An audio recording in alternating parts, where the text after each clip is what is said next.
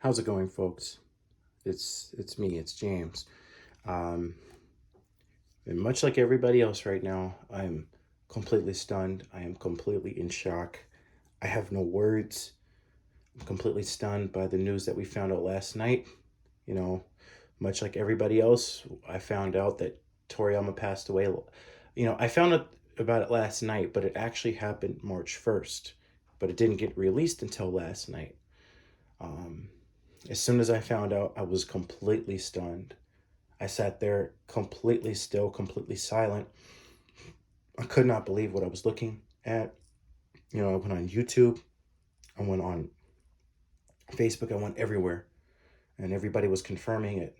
I was just completely stunned. I couldn't believe what I was hearing, what I was seeing. Um, Never ever would I have thought that I was going to be making a video about this, about him passing away.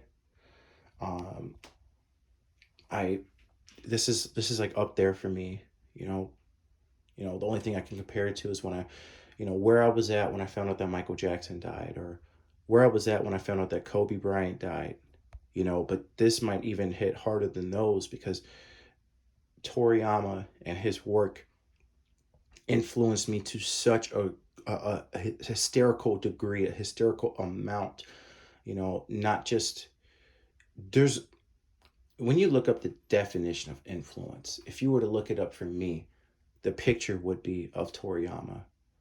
Um, if it wasn't for him, um, I wouldn't have studied Japanese.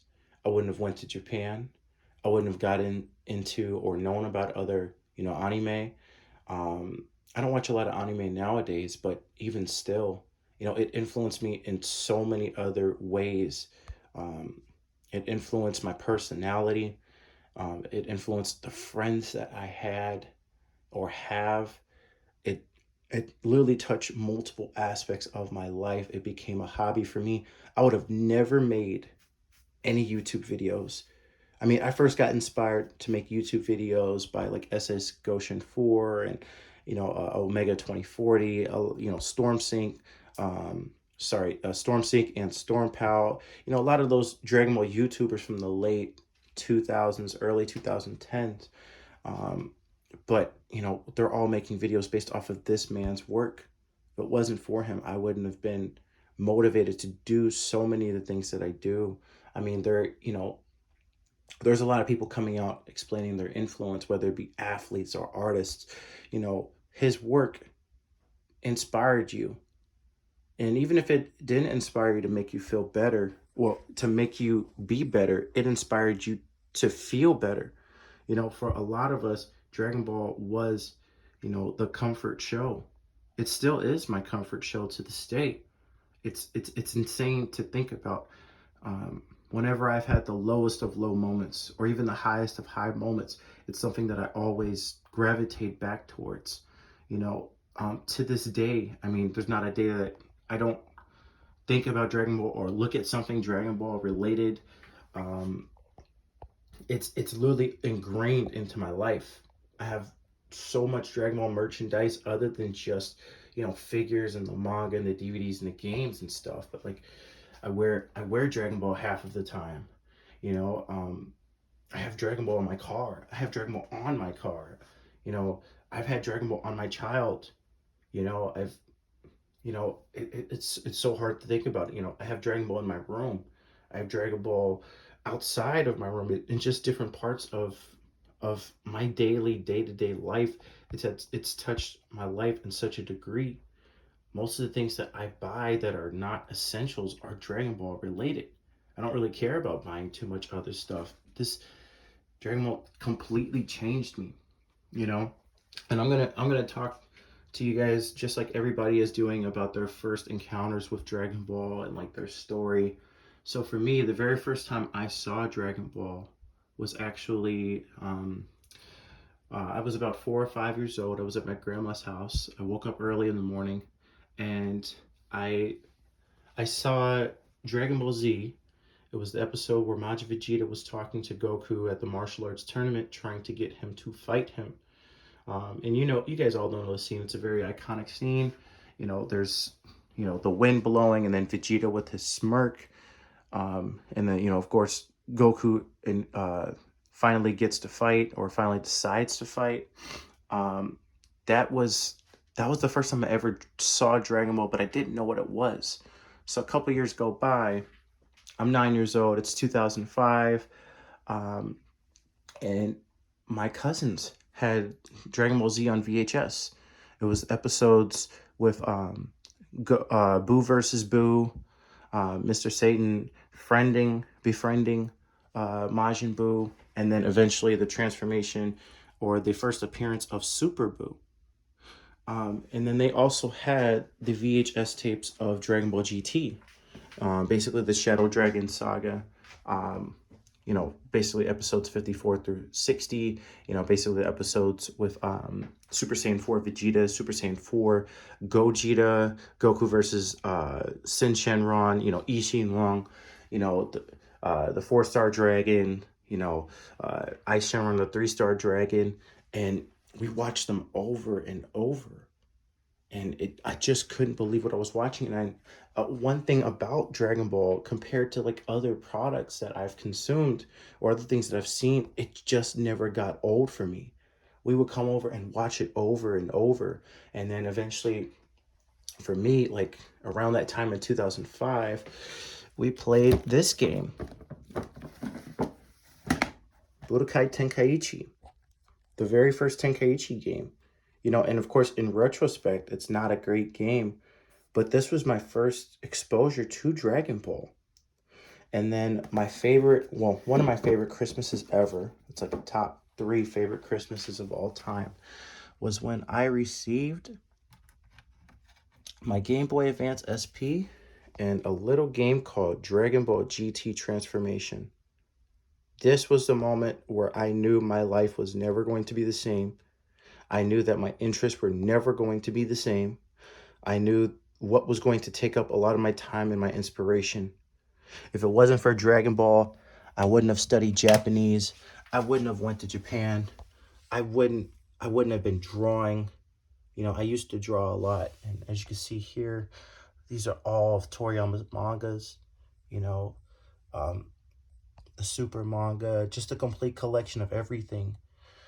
And, you know, since we're talking about Toriyama today, you know, if you want a way to show tribute to the man, other than reading the manga, I suggest if you don't have this, or if you have it, take it out today and just take a few moments, look at the man's work, read this book right here. Well, this is the Japanese version of this is the Daizenshu, the Daizenshu 1, but this is the English Viz Media release that got released way back in the 2000s. One of my favorite parts of my collection.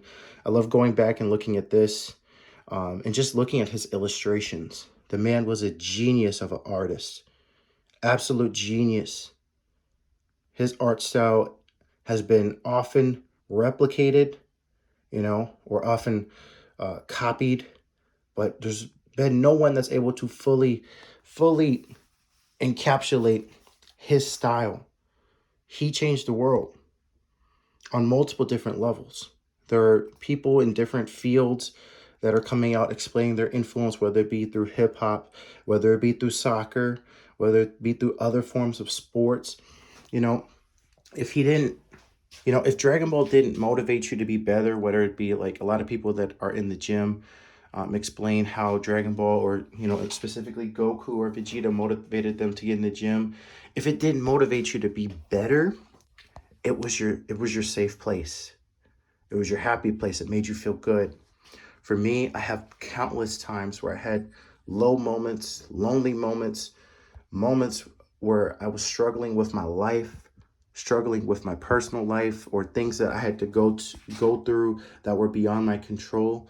And at the end of the day, I would always come back to Dragon Ball, and it would make me feel good. It would, and it always did, and always still does. It's my personal choice of a feel good show, a feel good thing. You know, even though a lot of crazy, somewhat horrible things happen in Dragon Ball, it just has some type of magic that just makes you feel good. You could sit back and whatever's going on, like you don't have to think about it. You know, Dragon Ball completely changed my life, and I can't explain, to the extent that it deserves being explained, how much Toriyama means to me and to so many of his fans, and then also just to my life, and how he completely shifted the trajectory of where my life was destined to go. Seriously. So I decided to be in here today, take a moment and just think about how he changed my life and how grateful I am. I've cried a couple times about this. This is because this is, unprecedented. You know, we literally lost a hero. I know for sure I did. Because if it wasn't for him, I wouldn't be me. Just period, plain and simple. I would not be the person that I am today. Nobody would know about my YouTube channel because there would be none. I don't even know what I would be doing. I really don't. I don't even really know what to say. I mean, I would love to just sit here and talk with you guys. You guys could even, whoever comments on this video, you could share your personal experience with Dragon Ball. It changed my life. All the friends and the people that are close to me to a certain extent are because of Dragon Ball. Because of this little story. Some people won't take it seriously or don't take it seriously or treat it seriously, but it really has changed a lot of people's lives. Similar to like how some people say like them getting into sports. Like I remember Charles Barkley said, getting into basketball prevented him from getting into like drugs or like being in jail. And you could say the same thing about something like this. Dragon Ball completely changed me. I don't know what I'd be doing if it wasn't for Dragon Ball. Um, I just think about all those times when I was growing up, all the great memories I have. Like this. This was one of the earliest pieces of Dragon Ball merchandise that I ever got. This was part of they still do book fairs, but back then in the 2000s, growing up, they had book fairs. And there was a Dragon Ball Z book. It was like for kids with like trivia and puzzles and stuff. And it had this poster. You could see its age. I didn't keep well of it at first because I was a kid. But this is seriously one of my favorite pieces of my entire collection because it just brings me right back. Every time I see it, it brings me right back to that time when things were simpler, when I, only had like 2 friends in the whole world.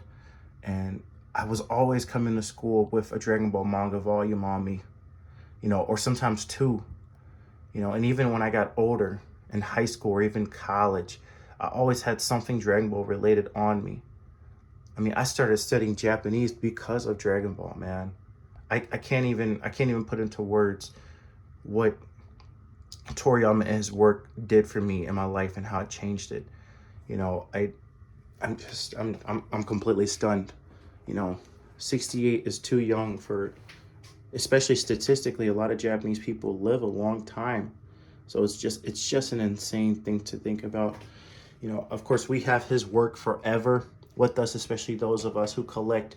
We will have it until the end of time. I know I will always have my Dragon Ball collection, no matter what happens. To a certain extent, I will always have his manga. I will always have the Daizenshus because his work is timeless. It's literally timeless. We're talking about, the guy who created a show that was before I was even born. Dragon Ball was released, the first chapter was released in 1984.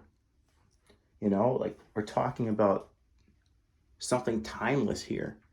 So I'm completely stunned. Rest in peace to Toriyama the Great. One of the greatest to ever do it. One of the most influential people, period. Not just influential persons for anime or Japanese culture. We're just talking about period. He's touched various parts of the planet that are untouched. It's up there. To me, he's the GOAT. It's really a shame. So I just want to say, thank you so much for Toriyama. Thank you, Mr. Toriyama, for everything that you did for me and millions, if not billions, of other people. Um, Words can't describe what you and your work mean to me. Um, and of course, this goes without saying, his legacy will live on undoubtedly, undeniably. I mean, just look at me. Just look at this little room right here. Think about how many kids or how many adult rooms are bigger than this or as big as this with his work. He became immortal. He immortalized himself when he did what he did. And I'm just so grateful and appreciative that I was able to be alive during the same time as Dragon Ball and as Toriyama's works were being serialized and also just in existence, in relevance. Um, so yeah, everybody feel free to, whoever sees this video, feel free to, give your own personal experiences with Dragon Ball. That's what I want to hear. I want to hear like your memories too. Like I have so many memories that I could go on forever. I mean, I remember my dad taking me to family video when we were poor. I would rent out Budokai 2 and Dragon Ball Z sagas over and over and over and over again. I would always ask my dad, we're going to go family video, can I rent something? Or my grandma, God rest her soul, always taking me to the library, always allowing me to check out Dragon Ball manga or History of Trunks on the VHS or Tree of Might. I have so many specific memories, thankful to my family, and then of course thankful to Toriyama. Dragon Ball Z Season 9 right here. I got this for my 8th grade graduation. The orange bricks. There's so many specific memories that I have, And then of course, I got Tenkaichi 3 in the other room, but Tenkaichi 3, man. Some of these things I have specific memories with, and they were with me in some low moments, some lonely moments of my life. And I'll always be forever grateful to Toriyama for what he did for so many of us. Men, women, all different colors, all different backgrounds. So this is my video talking about what Toriyama means to me. Rest in peace to Akira Toriyama sensei. And peace to everybody else. Take it easy.